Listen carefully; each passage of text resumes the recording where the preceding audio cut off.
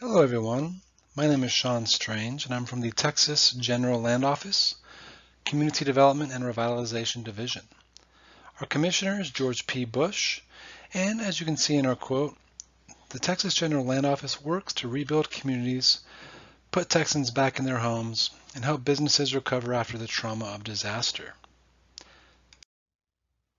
Today, I'd like to give you a little bit of background on CDBG disaster recovery and CDBG mitigation programs, and provide you with a little bit of history as well as some details.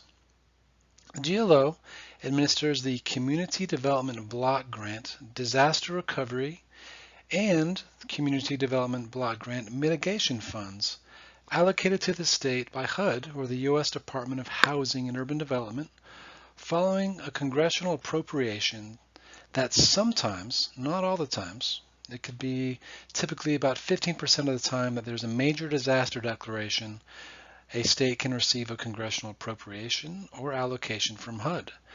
These typically follow a presidential major disaster declaration.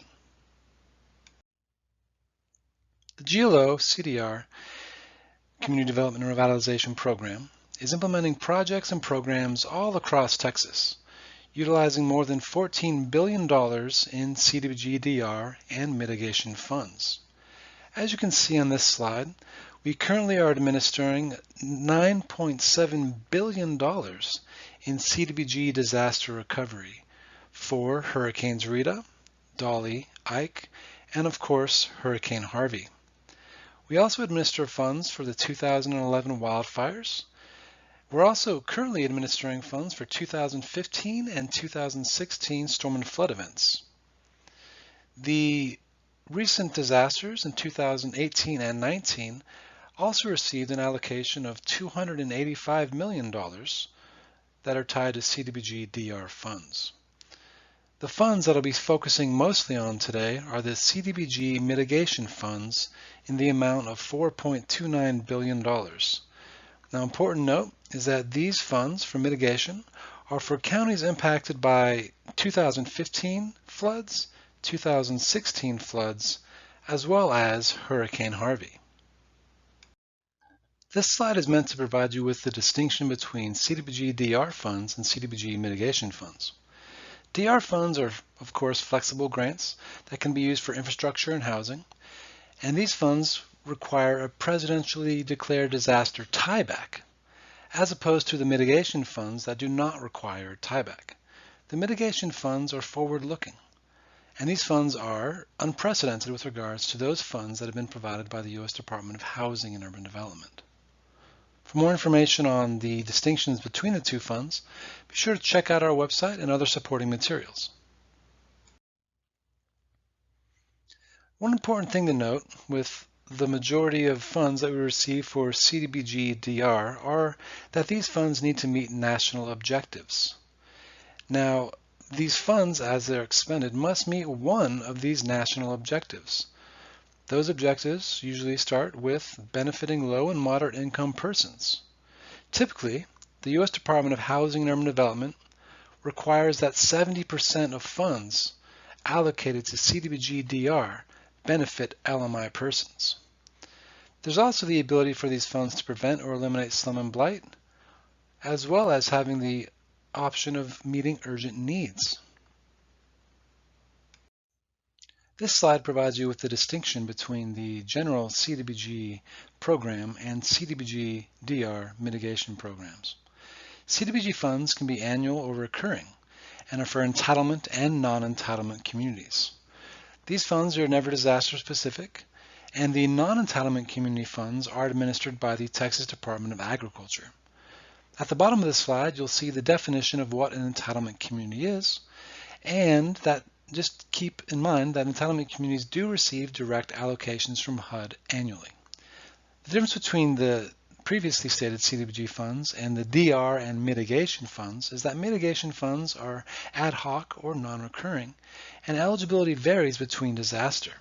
They are disaster specific, and these funds are administered by the Texas General Land Office. Well, this slide is slightly busy.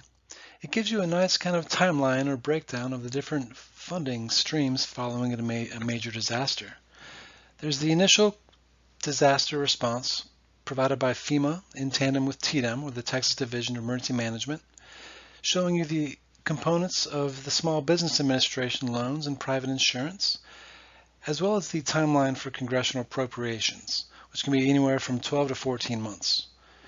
Following an appropriation, there is the requirement that HUD publish a Federal Register notice detailing the requirements for those disaster dollars.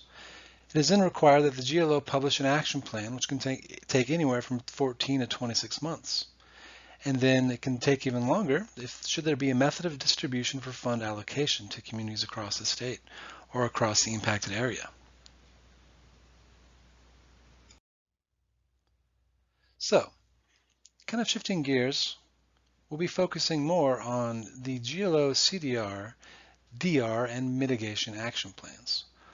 On our website, recovery.texas.gov, you'll see here that there is an action plans section to our website. In this action plan section, you'll see on the right gutter of the screen the different action plans that we develop and build out for the state of Texas. As you can see, going all the way back to Hurricane Rita, Ike, Dolly, all the way up until the most recent mitigation funding.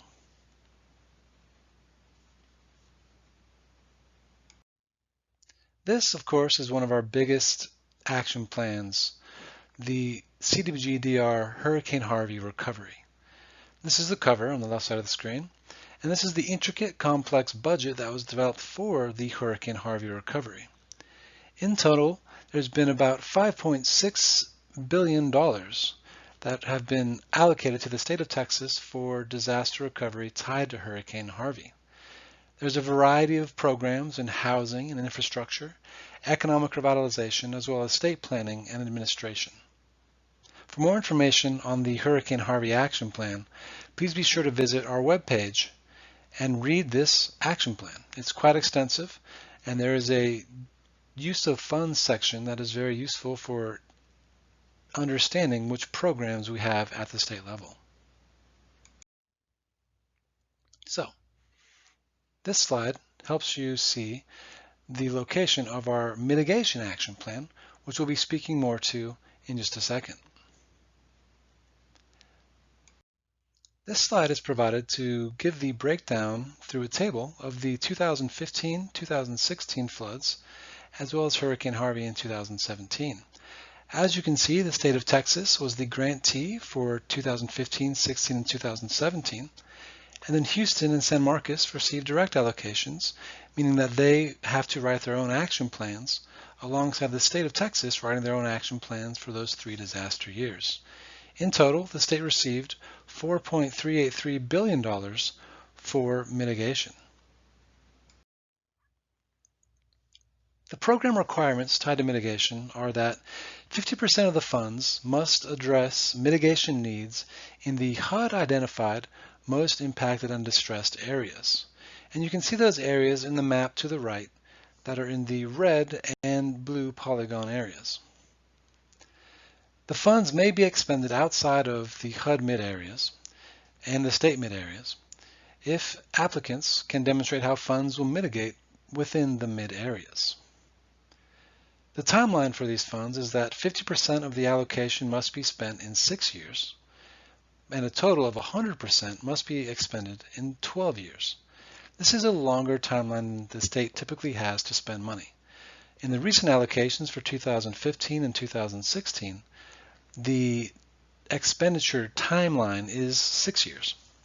So we have twice as long to help communities recover and mitigate as well from disasters. And then one other requirement that is important to note is that 50% of all CDBG mitigation funds must benefit low and moderate income persons. This is a decrease from the typical 70% that we mentioned earlier. This is the Mitigation Action Plan program and budget. As you can see, there's a variety of programs. The next slide will kind of give you more details on those programs. So here we are, program summary. This is section 4.4 of the action plan, and there's a variety of different programs. Today's presentation will focus primarily on the mitigation competitions. These competitions are an amount of $46 million for the 2015 floods, $147 million for the 2016 floods, and $2.1 billion for the Hurricane Harvey State Mitigation Competition. So here's how you get to the mitigation competitions page on our website. We currently have a mitigation link at the very top of our website. So you click there for our mitigation page. And then there's a mitigation competitions link in the right gutter of that mitigation page. So you click there for the competitions page. And you've made it. You are now on the mitigation competitions page. There's a variety of links on this page. There's eligibility maps and criteria resources. And if you scroll down this page, there's a variety of other resources as well, so be sure to do that. These are the other resources found on our mitigation competitions page. There's links to our application portal, which is called the Tiger application portal. There's the access forms and the access forms for a subrecipient's vendor.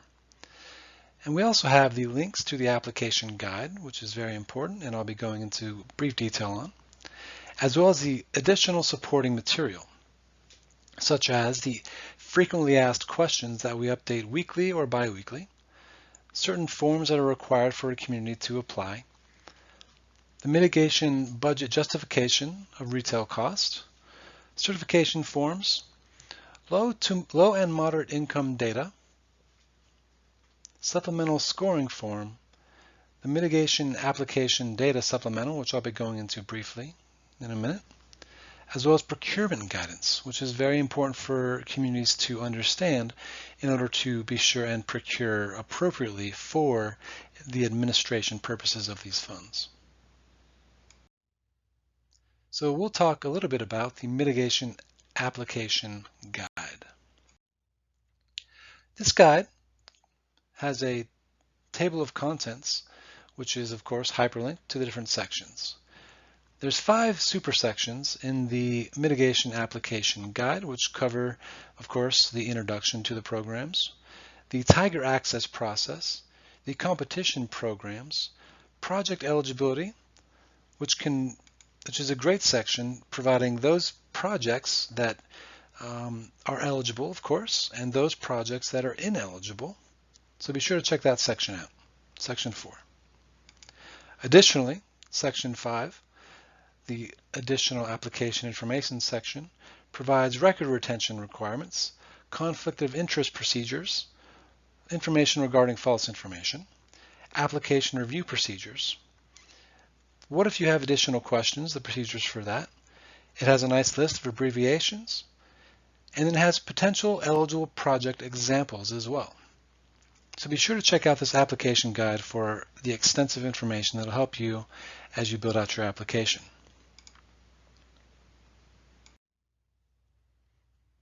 Now this slide looks at scoring competition criteria and how to find that link.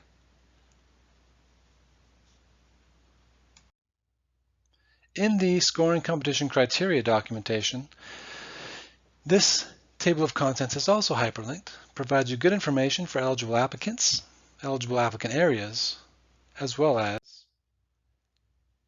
the flood scoring factors and Hurricane Harvey scoring factors. So be sure to check that out.